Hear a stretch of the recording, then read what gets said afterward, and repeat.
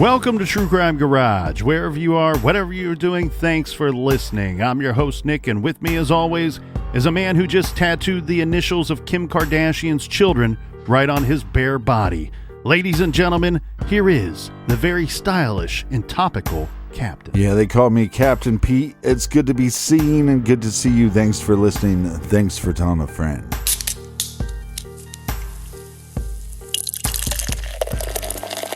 This week, we are excited to be featuring Purple Haze by the wonderful people over at Abita Brewing. Purple Haze is a song by the late, great Jimi Hendrix, of course, but it's also a fine, delicious beer, perfect for warm weather.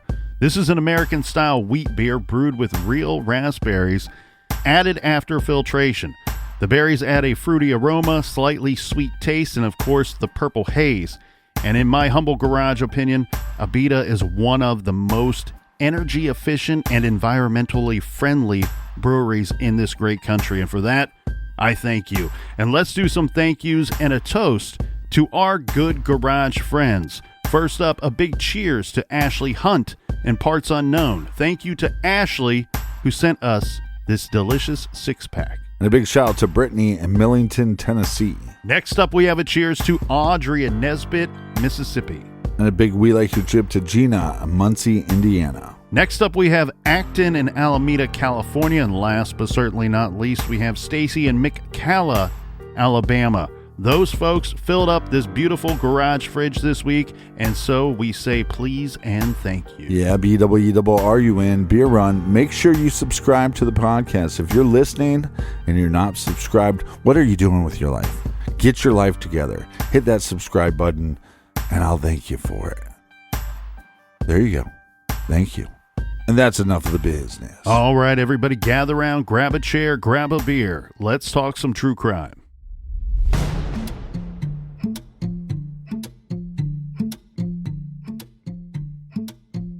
I just want to know where he is, if he's safe or not. Because that's the hardest thing, right?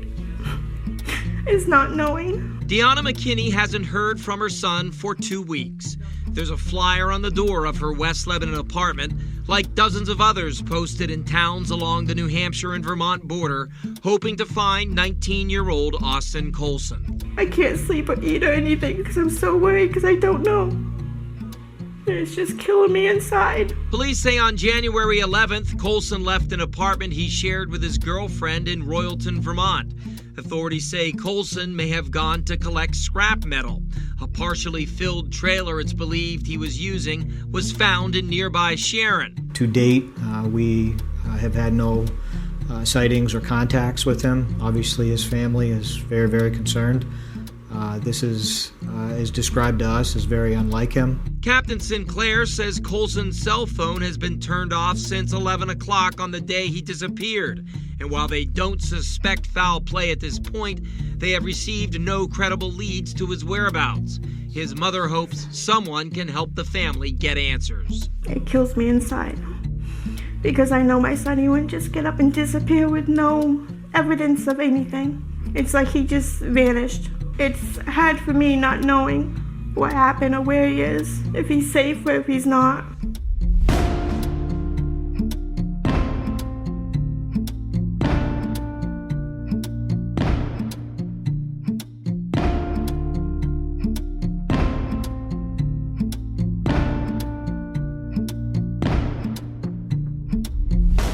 A couple of months ago, I received the following email. Hi, Nick. I've listened to you guys for a few years now. I live in a small area in Vermont that is close to New Hampshire, and we had a horrendous murder that happened a few years ago. And still to this day, there has been no conviction. This needs attention brought back to it. This is a very small town with not a whole lot going on. Trisha Haynes was the last murder that was left by the wayside. And I don't want that to happen again. This young man was murdered and found in the wall of a barn. I would really like this case brought to light. The victim was a young man, and the perpetrator is a nasty and continued offender of all kinds of crimes, who continues to get away with this murder. And it sickens so many of us. I would love for the two of you to tell this story, please. It might help bring the process of a conviction back. And that is what led us to this week's true crime story. It's a case where we have a young man trying to better his life. Sure, he makes mistakes, and sure, he might take some shortcuts. But he is still growing and still learning. Learning to make it out on his own, one way or another. He's a man in some ways, and in other ways, he's still just a kid. So in those years, sure, mistakes can happen all of the time.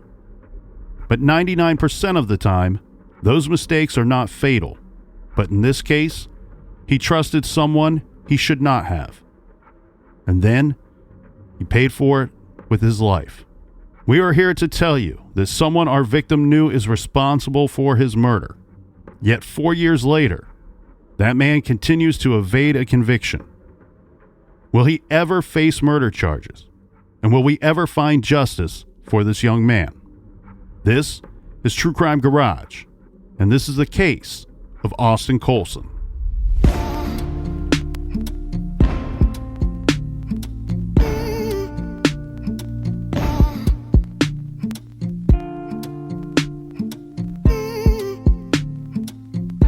On Thursday, January 11, 2018, Katie Grzoffi said goodbye to her 19-year-old boyfriend, Austin Colson, when he left their apartment located at 224 Rainbow Street in South Royalton, Vermont. This was around 5 in the morning. Previously, Austin had asked to borrow his father's trailer so he could pick up some loads of scrap metal and get them to a dealer. So that was the plan for the day. Pick up and haul some loads of scrap metal, get paid, and return the trailer as soon as possible. Austin will have some help with the labor as well. A buddy of his named Rich Whitcomb will be working with him. So the two, Austin and Rich, were going to go pick up the trailer that morning and return it at the end of the day. Katie, his girlfriend, was texting Austin throughout the day, but at some point Austin stopped replying to her text. Then later, Katie's text to Austin started not going through at all. Katie wasn't too worried because in Vermont there are lots of dead cell service areas. Sometimes you have to drive up a mountain to get some service, and calls can get dropped with no warning. So she really didn't start to worry until much later. Yeah, and the type of work that Austin is doing, there's no set end time, so she's not going to get worried because his end time of work could vary every single day. Now, he's supposed to pick up this trailer from his father's house. This is actually a very typical situation. Austin would pick up the trailer from his father's house, take the scrap metal, get money for the scrap metal, and then return the trailer. At some point in the day, before 2 o'clock, around, I'm guessing 1:45 or so, is when Austin's father sees that his trailer's gone, but again, no big deal because he'll bring it back later that day. Yeah, no big deal because the trailer is supposed to be gone. Right. Arrangements were already made. So his father his name is Dana, and it's, yes, right around 1:45 p.m. that he notices that, one, his trailer is gone, as Austin said it would be, but also he notices that Austin's vehicle was parked there at his property. So Dana knew that Austin and whoever was helping him that day would have hooked the trailer up to someone else's vehicle. Now, that night, when Dana gets back home the second time, and the trailer was still gone, and Austin's car is still there, right where his son had left it early that morning, this seems like something that he might be concerned about, but Austin's father, Dana, would actually say that at first he wasn't concerned. He still wasn't concerned. He assumed that they were just running late or had run into some type of unpredictable delay, and that eventually the trailer would be returned that night or maybe even the following morning. But Katie was a completely different story. She was really starting to worry about Austin, because Austin wasn't answering his text, and by now it was late. And as we said, at some point, she believed the texts weren't even going through to him, and he's still not responding at a later time. So she starts to drive around looking for Austin. She continues to call him and text him, but there's no response from her boyfriend. His phone was off, as far as she knew. By 4 a.m., so this would be nearly 24 hours since she last seen Austin, she, at this point, is hysterical. And not knowing what else to do, she drove over to her mother's house. Her name is Lori. And the two of them together started making phone calls. Katie texted Deanna, this is Austin's mom, who lived in New Hampshire, praying that she would have heard from her son, but she hadn't. Deanna called her ex-husband Dana, waking him up, and same story there as well, Captain. No, he hadn't seen or heard from Austin as well. Yes, his car was still at his house, and now is when we all start to believe that something was terribly wrong. Austin's mother is going to notify the police that he is missing. Yes, she starts by calling the New Hampshire State Police. Remember, she lives in New Hampshire. Austin lives in Vermont, so she's told to call the police in Vermont where Austin lived and had vanished from. She does so, and the police took down a report. Initial media reports say only that foul play was not suspected, but police were concerned for Austin's welfare. But Deanna emphasized that Austin had never before left and remained out of touch for more than a day with his family, and especially with his girlfriend. They were extremely close. So she was concerned. And later she admitted on a segment of Channel 5 News that Austin's disappearance might have something to do with drugs. Now, we have his father, Dana, that said in an interview that the family went over to this guy's home. Who is this guy? Well, we've heard this name before already. Richard Whitcomb's house. They wanted to see if they could find Austin. Remember, it was no mystery who Austin was working with on the day that he did not come home. So we have Austin, who's missing, went working with Richard Whitcomb. We also have this trailer that is still missing. It's never been returned to Austin's father at this point. Whitcomb was the man with whom Austin told his family he would be scrapping with on the day that he went missing. Yeah, Richard was somebody that would help him with different jobs, but it's not out of the realm of possibility that you wake up, hey, we're going scrapping today, and Richard says, hey, I can't make it. Well, and Austin worked for himself and at times would work with different people. He didn't work with Richard Whitcomb daily. This was specific to that day's task. Now, keep in mind, though, another key factor here is not only has he worked with Richard in the past and told people that he would be working with Richard on that day, Dana quickly points out that he knew that Richard's vehicle was capable of towing his trailer. Austin's car was not capable of pulling the trailer. And Whitcomb was someone Austin worked with and hung out with regularly, according to Katie, his girlfriend. That's a great point that you bring up, and I think that's very important for people to understand. Austin's vehicle could not tow this trailer. Austin had to be driving somebody else's car, or somebody had to be driving a vehicle that was capable of moving this trailer, because we know the trailer's not there. Right. And when the family goes to speak with Richard Whitcomb, he says, well, no.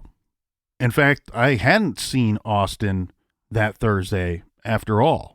I know he told you that we were going to be working together, but I didn't see him, one, and two, I have no idea who had towed the trailer, but he says he himself was about 100 miles away in Manchester, New Hampshire on that same day. So not only did he not help Austin, he was busy and he was out of town doing other things for about the entirety of the day. Right. An alert on the Vermont State Police Facebook page said that Austin Colson was missing, and he was 5 foot 8 inches tall, 135 pounds, with brown hair and brown eyes. Said that he was last seen wearing blue jeans, boots, and a hooded camo jacket with a white ball cap with black lettering with the words A and C painting on it.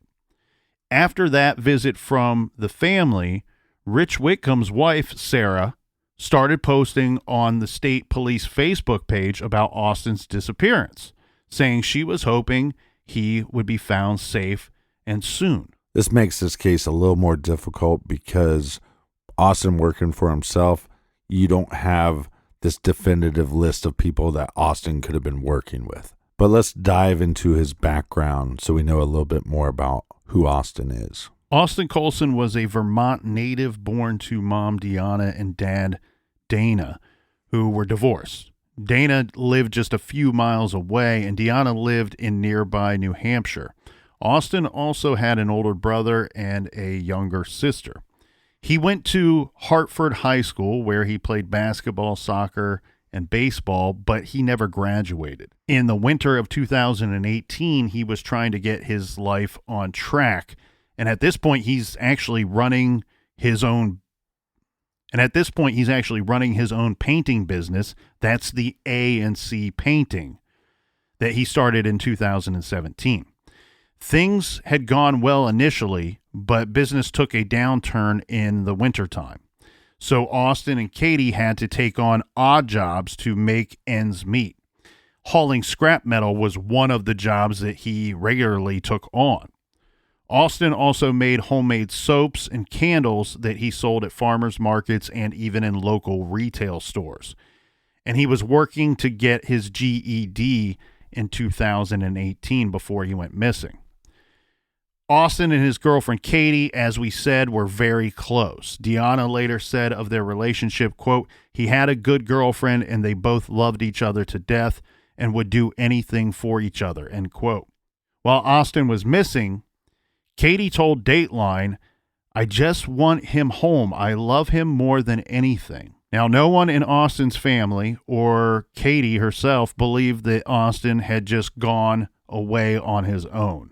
Again, he was very close with his family, very close with his girlfriend, and specifically, he was very close with his younger sister and his father. The relationship that he had with his girlfriend, to everyone, said that it was rock solid. His family truly felt and believed and shouted this from the mountaintops that his leaving, Austin leaving, was really just simply out of the question. Well, let's look at some of the evidence. He takes no belongings with him. He doesn't even have his vehicle, and he then takes a trailer. It doesn't make a lot of sense. Well, and if Rich Whitcomb did not go with him that day, we know somebody went with him that day because, as you pointed out, his vehicle can't tow the trailer. Right.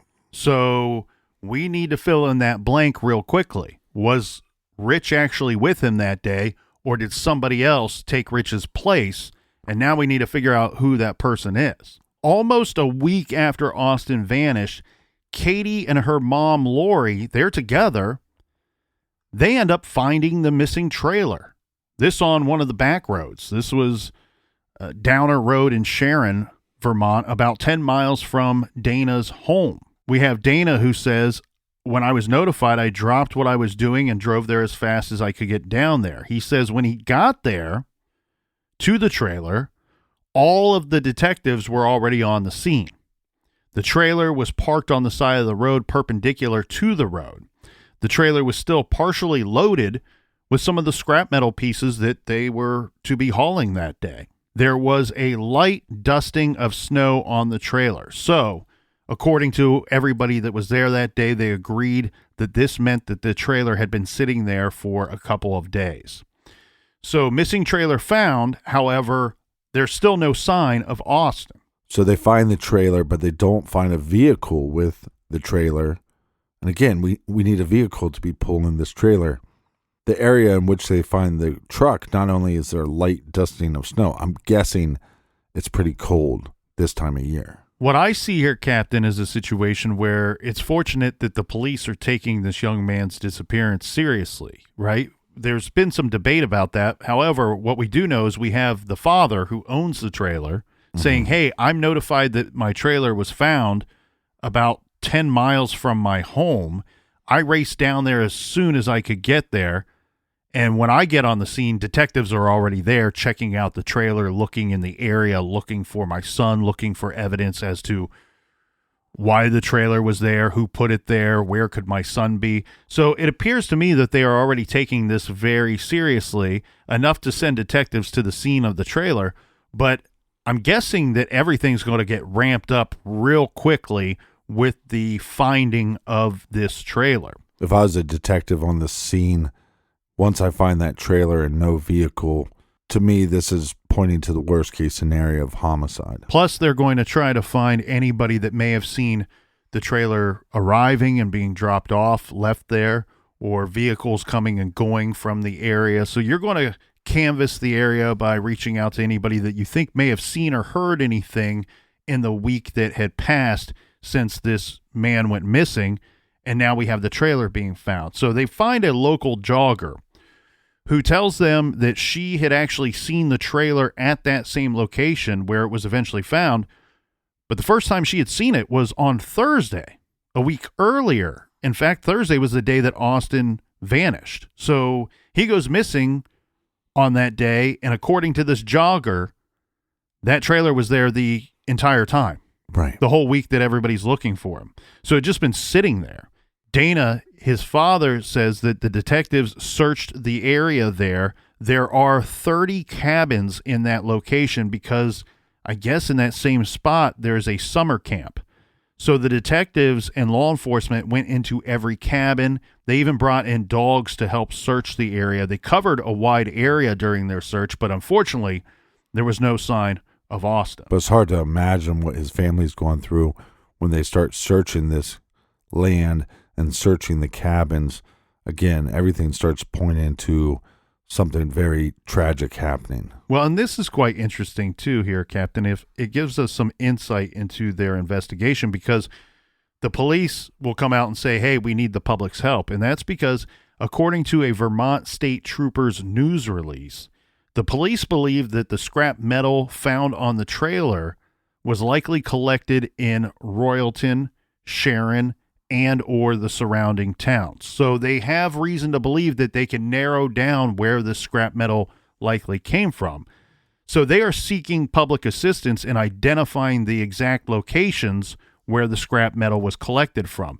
So often, I'm sure some of us have experienced this, I know I have, where you may see a hauler, a scrapper, whatever you call them in your area, but they may drop by and say to you, hey, if you ever have anything, set it out on this day or leave it out on this day and I'll swing by and pick it up. I do my rounds in this area on this day and I collect everything that I can. So they're looking to find people that either had a direct conversation with Austin about picking things up or set some things out that were later gone. And this would be interesting because what they want to do here, Captain, they want to try to trace the origins of the metal, and that's going to help them reconstruct Austin's day, creating a timeline and a roadmap, so to speak, and perhaps lead them to their missing person, Austin Colson. Authorities also determined that Austin's phone, unfortunately, was not going to be helpful to them at all. Or if it was going to be helpful, it was going to be in the least bit helpful because they figured out that it was powered off around 11:15 a.m. on January 11th, the same day that he went missing. Austin's whereabouts after that, of course, were a mystery. But when you hear about Austin, and when I first was researching this case, this young man picking up scrap metal, he has a painting service, he is making candles and making soaps and doing all these odd jobs to make it by. Go look up what Austin Colson looks like. He looks like a child, but he was doing these manly type jobs. I think by seeing a picture of him, you're going to be able to get a better sense of why his family was so fearful, and maybe also why law enforcement was taking this so serious. So now we get into the searches and the searching for Austin and searching for evidence as to what could have happened to this young man. So first we know that police took a look at the small home where Austin and Katie lived together.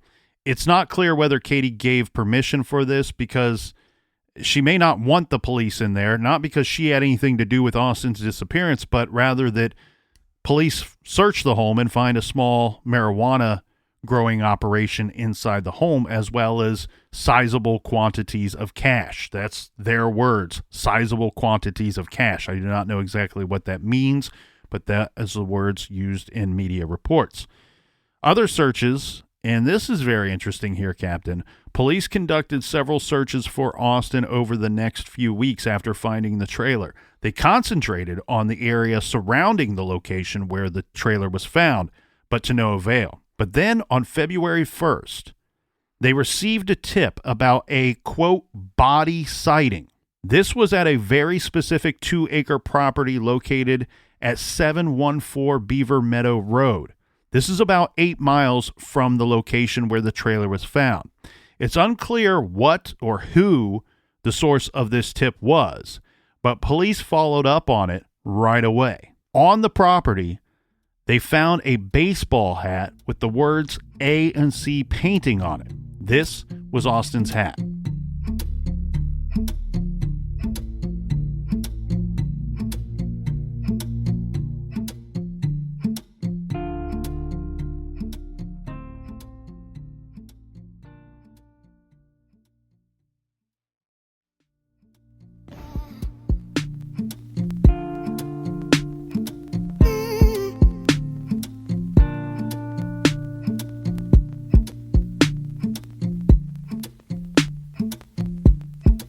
Right, we are back. If you need more TCG in your earballs, check out our bonus show called Off the Record. Or go purchase one of our 3 bonus episodes. Colonel, cheers to you. Cheers. Well, along with Austin's hat here, Captain, according to the VT Digger, which is a great news source for this case and some others that we've covered in the past, police also located shell casings at the scene, as well as a cigarette butt with Colson's DNA on it and a pair of gloves. Mm-hmm. Now, they did not find any further signs of Austin Colson in that area, but you have to wonder, unfortunately, for the family and for his girlfriend, if I'm there on the scene or I'm a family member, I'm getting worried at this point that we might be looking for human remains rather than finding Austin alive and well. State police records show that the investigation into his disappearance began on January 12th. Troopers first interviewed the family and trying to get a sense of who Austin was, his connections, his last movements, and so on. Now, Dana and Katie both told police that Austin had plans on that day he went missing to go scrapping with Richard Whitcomb. They're giving them that name, a name. Once Austin went missing, his mother asked Whitcomb about it. He tells her that Austin had never responded to a text from him that day and he didn't know what had happened. So now we have multiple family members saying that Austin planned to spend the day scrapping with Rich Whitcomb, and someone helped Austin tow away the trailer that he would have needed to go scrapping. But Whitcomb, as we know, says, nope, I wasn't there. It was time for police to figure out if this man is lying or not. And really, this is not rocket science here. The last person believed to be with Austin was Richard Whitcomb. Of course, police are going to be very eager to pin him down.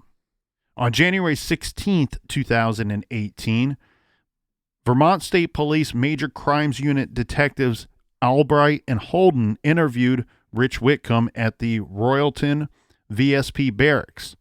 During the interview, Whitcomb denied knowing anything about Colson's disappearance.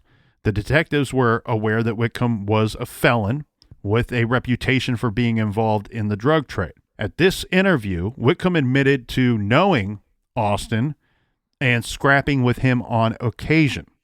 But Whitcomb told the detectives that on January 11th, he never saw Austin that day. Instead, Whitcomb, was in Manchester buying cocaine. Well, that's quite the alibi. Give me a little bit of that nose sugar. Whitcomb admitted to middling drug deals for Austin Colson and said that the previous week he gave Austin a firearm as collateral in a cocaine transaction. All right, so we have Whitcomb, an ex-felon, admitting that he was the middleman in drug deals whereby he would deliver drugs to Austin's customers and bring the money back to Austin. And he had used a gun as collateral. Collateral sounds like to me, Captain, that Austin did not really trust Whitcomb with the merchandise or the money. I don't know if you should trust drug dealing, drug user. Whitcomb admitted that he and Austin were in contact via phone on the morning of the 11th. He said that he texted Austin that morning, but Austin never got back to him. Again, that's the same story that he told family members.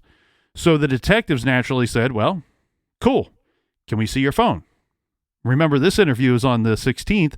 Austin is only missing 5 days at this point in our timeline. If Whitcomb is telling the truth, well, then there is every reason to believe that Whitcomb's phone would reflect that conversation. Oh, but Whitcomb told them he didn't have the phone. It was gone. In fact, he had switched to a new cellular account on the 13th, telling detectives his wife found out that he made a trip to Manchester on the 11th to buy drugs. She was upset. She made him get rid of all of his drug connections that were saved on his phone. She forced him to get rid of the phone. So Detective Albright, of course, this ain't his first rodeo. He found this story to be extremely fishy.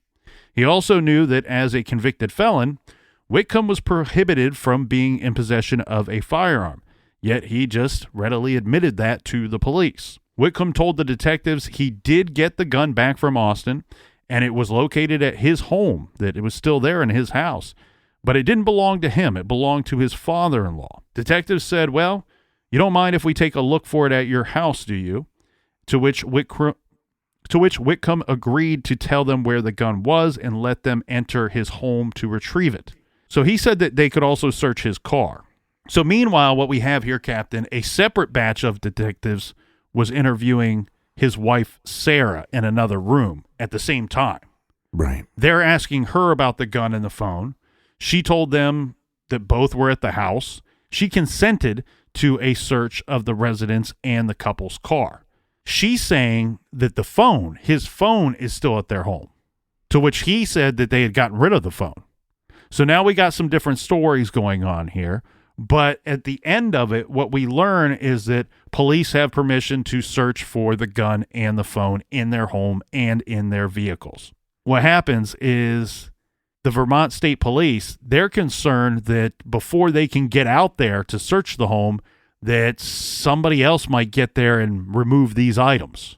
Mm-hmm. So very smartly here, they contact some police department in Hartford and asked if they would secure the Whitcomb residence so that nobody could go in and out before they could get in there and search for these items. That's pretty freaking smart. What ends up happening is a Hartford officer got to the Whitcomb's home and he convinced one of the children to open the door. He called Sarah, Rich Whitcomb's wife, on the phone and had her talk him through finding the phone in the home. It was located underneath the covers of a bed in the master bedroom. The officer picked it up and placed it right next to the front door, so when the detectives arrived, it was sitting there waiting for them. When the VSP detectives arrived at the Whitcomb household, during the search of the residence, the officers also located the firearm in question and then additional cell phones. They took all of the phones and the gun along with an 8-round magazine containing 5 bullets and left the premises. But they would be back, Captain, because on February 9th, they charged Richard Whitcomb with federal charges of possession of a firearm as a previously convicted felon and the use of a firearm in a drug transaction. But they still didn't have enough to charge Whitcomb with anything related to Austin Colson's disappearance. But they named Whitcomb publicly as the only person of interest in the case. And that's because of what they found or did not find on his phone. Let's go through the wording of these search warrants for Whitcomb. Yeah, the wording here is key, and it goes along with the idea that he's the only person of interest in Austin's disappearance. The warrants say that searching Whitcomb's property was necessary because police had, quote, probable cause to believe that such property or objects will be found and will constitute either possession or sale of cocaine, unlawful restraint or kidnapping, carrying a dangerous weapon while committing a felony, or aggravated assault, manslaughter, or homicide. Wowza. Yeah, that really seems to echo what their thoughts and beliefs were in this case. Meanwhile, they started with the phone that Whitcomb said that he had gotten rid of, but of course they found it in his home. When investigators got the phone in front of their techs, they noticed that the phone appeared to have been wiped clean, but of course they were able to retrieve and view some of Whitcomb's communications anyway. Immediately after Austin went missing, this is what Whitcomb is searching for. His internet searches on his phone are at the same time that Austin Colson goes missing. One search was for how long does gunpowder residue, or GSR, last, and also whether deleted text messages can be retrieved. Yes, dumbass, they can. On January 15th, he had a text exchange with his wife, Sarah, that included the following. Sarah, text, "Tell me the truth, Rich. It's all going to come out." Rich Whitcomb replies, "It's all crap. I'm telling you the truth." Sarah, "I want to know what happened to Austin. Are you the last person to talk to him?" Whitcomb, "No. His girlfriend was the last. I saw him Monday." Sarah, "You text him Thursday, and then he vanished." Weird stuff. Sounds like the police are not the only ones that are suspicious of Rich Whitcomb. Well, people are starting to catch him in a lie. He's telling people, I didn't talk to him Thursday. I didn't see him Thursday. Now we're getting information that they texted him on Thursday. So then one could assume that he at some point met up with him. Yeah, the evidence on the phone is really all just kind of good circumstantial evidence, but it does not appear that there was much useful information on there so that they could tracking information for the phone or anything leading them to Austin Colson. Other than the police said that it placed Whitcomb on the 11th, this is interesting, at the location where the trailer was picked up from at Dana's house. So he says, "I never saw him," but his phone says that he was near Dana's house around the time that the trailer was removed from Dana's property. Lying shit, princess. The other thing, too, is his phone also places him in the area where the trailer was eventually found. But it's also difficult, too, because if they have worked together, you're going to find his fingerprints or Austin's fingerprints in his car. You're going to find, some DNA, touch DNA of Austin and Rich's vehicle and Rich's DNA and Austin's vehicle. So that does make things a little more complicated. So you have to really gather up as much circumstantial evidence as you can before you can try to find the nails in the coffin of the case. And that's exactly right. You're not really looking for proof that the two knew each other or were together at any point leading up to the disappearance. You're really looking for your proof that they were together on the day that Austin Colson disappeared. And that will be key here. And what you have is you have evidence that is showing you that, yes, in fact, Whitcomb was likely with Austin Colson on that day, but you still have Whitcomb's alibi that, hey, I was 100 miles away purchasing cocaine. Well, let's dive into that alibi real quick, shall we? So Whitcomb is going to try to back this up by saying not only was he away, but there are people that could place him away from Dana's home and away from where Austin is believed to have last been seen. There's one person in particular, and this person that Whitcomb claims accompanied him to Manchester was a one Mark Ruppel of Lebanon. Whitcomb originally gave police a false last name. I don't know the false last name that he provided to police. He said that the person's name was Mark something. I guess he was hoping that they would not be able to locate this individual, but the police were a lot smarter than Rich Whitcomb. Mark sniffing butts. So they find out that the person he was talking about was this Mark Ruppel. So they find Ruppel, they interview him. Ruppel tells police that Whitcomb called him on January 17th and was, quote, upset on the verge of crying and begging him to tell the police that he had either seen Whitcomb or was hanging out with him in Manchester on July 11th. This is quoted from police affidavits. But Ruppel hadn't been with him on the 11th. This is a direct contradiction to Whitcomb's statement that he gave to the police on January 16th. So he manufactures this alibi on the 16th. They're able to find this Mark Sniffin, whatever you called him. Sniffing butts. And his real last name is Ruppel, and thankfully, this Mark Ruppel is a better guy than Rich Whitcomb, because he says, look, man, I ain't going to lie for you. And he tells the police straight up, I wasn't with him. And in fact, he called me and asked me to say that I was. Right. So as law enforcement, again, this rich guy is a giant pile of shit, and he's a liar.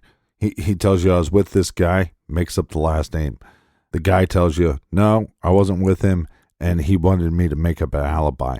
Anybody that's trying to make up an alibi always goes to my number one on the suspect list. And before we move on, Captain, I just want to echo what we said earlier, that the information, what little information that police were able to pull from that phone, that cell phone that Rich Whitcomb said didn't exist anymore, but they found it in his home, it absolutely pointed out that A, he was where the trailer would have been picked up from on the day that Austin went missing.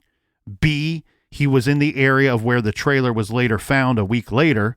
His phone says he was there on the day that Austin Colson went missing. And so everything that they're seeing from his phone would indicate that he was lying and that he actually was with Austin Colson on the 11th when Austin went missing. Well, you got to go a step further. The phone says that he was with the trailer in the morning. The phone says he was with the trailer in the afternoon. And then the phone says he was in the location where Austin's hat, cigarette, and bullets were found. This brings us to May 23rd on our timeline, when police conducted an all-day search for Austin at a 2-acre property where they had previously found the baseball hat that belonged to Austin, or that they believed belonged to Austin. I can't imagine that there were too many A and C painting baseball hats anywhere in America, let alone in this small town in Vermont. So I would think that they're pretty much 99% convinced that it's his hat at this point. It was hoped that now that it was springtime and all the snow had melted, that it might expose things that were previously hidden, things that they had missed in their previous search. This remote property was down one of those long, winding dirt roads that are commonplace in Vermont. A police press release that evening stated, quote, crews located what are believed to be human remains at the Beaver Meadow Road location. The body was found buried in the dirt floor of an old dilapidated barn on the property. 3 days later, on the 26th of May, the chief medical examiner's office used dental records to identify those remains as belonging to Austin Colson. So whose property was this, and how did Austin get there, is now our big questions. Again, from the Vermont Digger. The home on Beaver Meadow Road that sits near the large barn is owned by Carlton Family Trust, according to property records. Buck Carlton, who is listed as a broker with Northeast Commercial Realty in West Lebanon, told the Valley News he owns the home on Beaver Meadow where police had been searching. Carlton says he stays at the home from time to time. Buck Carlton was a snowbird, so he's someone that goes to warmer climates during the winter months. And he says that while he's absent, Carlton employed a caretaker to keep an eye on his property. He says that the person that he put in charge of this is this Rich Whitcomb. All of the phone evidence is saying he was with Austin Colson on the day that he disappeared. And now we have the owner of the property saying, where you found Austin Colson's body, this man, Rich Whitcomb, had access to the barn and was expected to be at the property from time to time to take care of this property while I'm gone. According to the autopsy, and according to Vermont's chief deputy medical examiner, Austin died from multiple gunshot wounds to the head inflicted by another person. Oddly, though, the death certificate puts his place of death as Woods, or place found, and the date of his death as January 2018. His death was classified as a homicide. The Windsor County State's attorney announced that the case was in a holding pattern while police worked the ballistic evidence. Meanwhile, his father, Dana, told WCAX news. We hoped for a better outcome, but it was good to get the final official word, so we're not wondering. He pointed out that Austin's phone, wallet, and car keys remain missing at that time. As far as we know, they have never been found, Captain. I've heard people criticize law enforcement a little bit because they found some items of Austin and then it took them 4 months to do another search. But I don't know how long they searched the initial time that they did search, and I don't know what the conditions of the weather were. So what people need to realize is it's not an hour-long episode of Law and Order or an hour-long episode of Unsolved Mysteries. The hands of justice sometimes work very slowly. Well, and we're not getting told a lot of the story, which we don't need to have a lot of the story, but we should all be smart enough to go, well, they didn't just find his hat and go, okay, well, that's enough work for today. Yeah, see you guys later. See ya. See you at the bar. Got to be there by 3 p.m. No, what I like here, and when they go out on these searches, we got to keep in mind, they've not been to this area before. They could arrive on site that day and go, whoa, we got a lot of difficulties and a lot of unexpected problems here in searching this property. What I love, though, is they're going, this is a place we want to come back to. This is a place that we want to search again. And we want to keep digging and finding whatever we can because we think we have a case here. I'm going to shorten some of this a little bit because we have some difficulty in the case as far as getting anybody charged in relation to Austin Colson's first disappearance and then later ruled a homicide.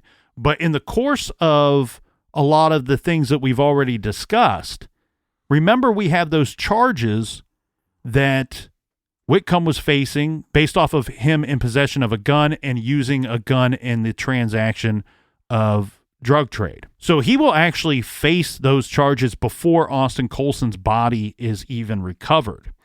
At the pretrial for those charges, we have Austin's family there that are wearing shirts that say, "Where's Austin?" We also have his father going on record speaking to the media saying, we have a lot of reason to believe Rich Whitcomb is very guilty, and not expanding on that too much, but we know exactly what his father means. He's very guilty not only in these charges, but these charges are really just sort of backing up all of our thoughts and beliefs that he is responsible for what happened to our son, to our family member. But it's smart for law enforcement. Get him on these charges. You have a bad individual. You have this bag of shit now locked up and charged with these. And you can then put together and piece together a case, which right now has a lot of circumstantial evidence. Well, and the prosecutor for those charges made a really good effort to try to convince the judge that, hey, this dude, Rich Whitcomb, is extremely dangerous. And he's not only dangerous because of his previous crimes, the crimes we know that he committed and the crimes that we are charging him with today, but also because he is the number one suspect in a murder that we have not been able to bring charges against him yet. So you should keep him in jail for the entirety of the time leading up to his trial for these charges. Right. Sadly, the judge did not fully agree with this. The judge let him out, but this was based on the condition that he enter a drug treatment facility and that he was allowed to go home after completion of that rehab. He was required to wear an electronic monitoring bracelet, and he had some other parameters that he needed to play within during that time. Rich is going to take a plea deal on one of these charges. Yeah, they will ultimately drop one of the counts and deal on the other one. Now, again, we have an assistant U.S. attorney. Her name is Wendy Fuller. She really wanted him convicted to the fullest extent, right? Give him the best and longest punishment that you can, because Wendy Fuller knows how dangerous Rich Whitcomb is. If he's out, he's a danger to society and to our communities. She wanted to get some comments on the record, despite the fact that she said in court they could not change the sentence because there was a plea agreement determining that. But she wants to really hit home how dangerous this individual is and remind them that he is a suspect in a murder. So I'll read for you just portions of her statements during court. It says, this case started, as Your Honor knows, in connection with a very serious investigation, but it's largely driven by the defendant's own admissions. And so he admits to being a member of that community who regularly sold drugs. This is a community. It's small. It has struggled mightily with drug abuse, and he aided in that. I understand that he was not selling drugs for financial gain. I've never made that allegation. He was doing it to feed his own addiction, but it's serious nonetheless. And by selling drugs to other drug addicts, you keep that cycle of addiction alive. And it keeps these people who are addicted unable to contribute to their community. They cannot pay their bills. They cannot take care of their children. It destroys lives, just like it has in some sense destroyed his. But he did that to other people. So I just want to be clear that this is not merely having access to a firearm. There are greater factors here that go into the seriousness. So he's regularly selling to people in his community. But the other aspect of this case is that he decided to take a firearm that did not belong to him, that belonged to his father-in-law. He took the firearm and he used it as a currency in a drug trade. He traded it to Mr. Colson. Mr. Colson gave him drugs in exchange for that, so that Mr. Whitcomb could go out and sell more cocaine. This conduct is extremely serious. Drug-related offenses with firearms, as Your Honor knows, is on the rise in Vermont. And what comes with that are drug-related shootings and drug-related homicides. And so this conduct of taking a firearm, especially one that doesn't belong to you, and giving it to somebody in exchange for cocaine, it's some of the most serious conduct we see in drug-related crimes. And so that's why he's here. That's why he's in federal court. He committed a very serious crime. But on top of that, we have the defendant's characteristics.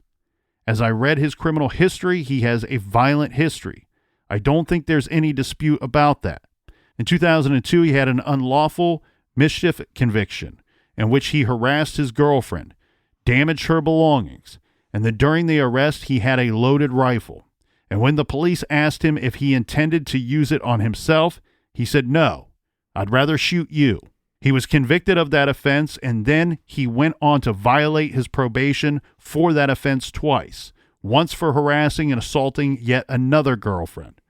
That's the 2003 felony conviction for domestic assault. And I'd like to read from the affidavit of Lieutenant Jordan with regard to the domestic assault felony conviction so the court understands the gravity of this offense. And I will substitute the victim's name for the word victim. The victim told me that they arrived at home and Whitcomb continued to scream and yell at her. This went on for some time when Whitcomb got mad at her. The victim said Whitcomb grabbed her by the arms and threw her to the floor. She was in pain.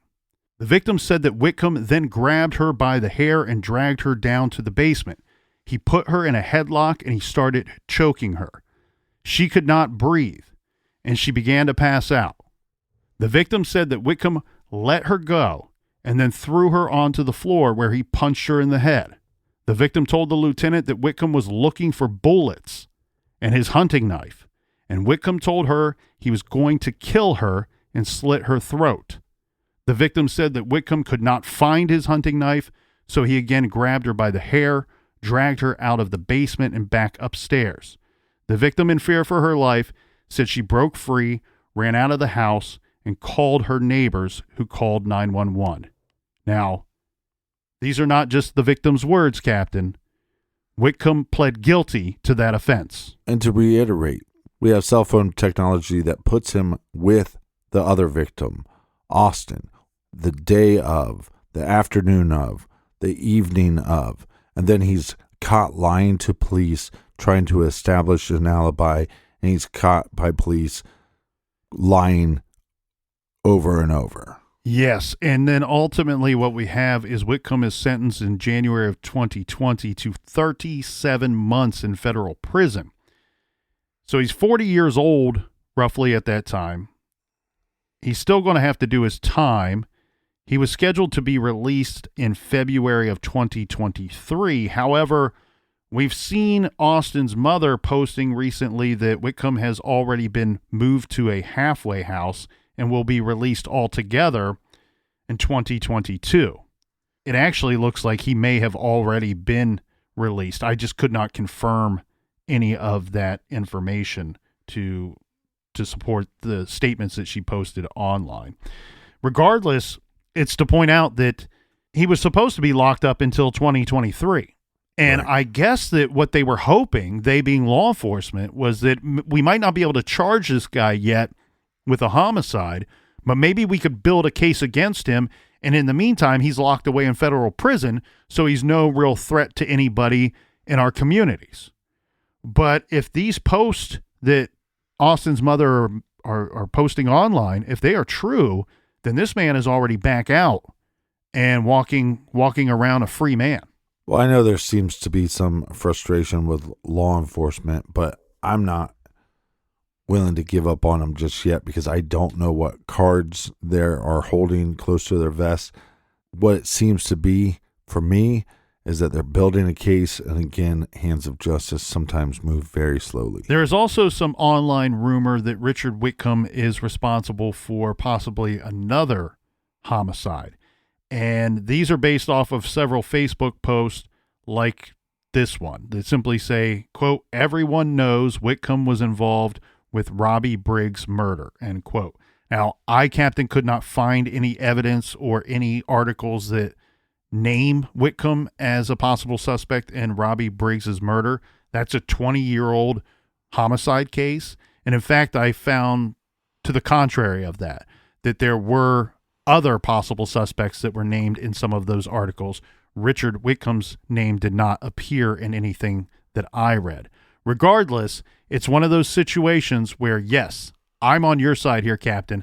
I think that law enforcement has done a pretty good job in this case, but if they are holding on to something that we've not already reviewed, if they have the icing on the cake that is going to be what one would expect that you would want to have and charge this man with murder, I think now's the time to do so, if in fact that he's out. We've seen his repeated history of violence that he carries out on people that are close to him. So anybody out there close to Richard Whitcomb, if he's out and you're hearing this, get as far away as you possibly can. Well, this is why it's important. If you know something, you need to say something to keep the rest of the world, the rest of the community safe. It's not just all on law enforcement. We have to do our part as humans to go, hey, I actually know some information that could put this guy away. Come forward and say something.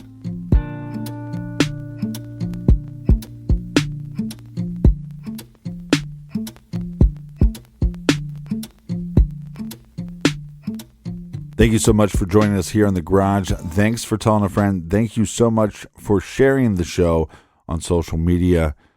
Colonel, do we have any recommended reading for the beautiful people? First up, a late and overdue Happy Mother's Day to everybody out there listening. This one was sent to me as a gift, and I'm very grateful to have received it because this is a great and fascinating true crime book.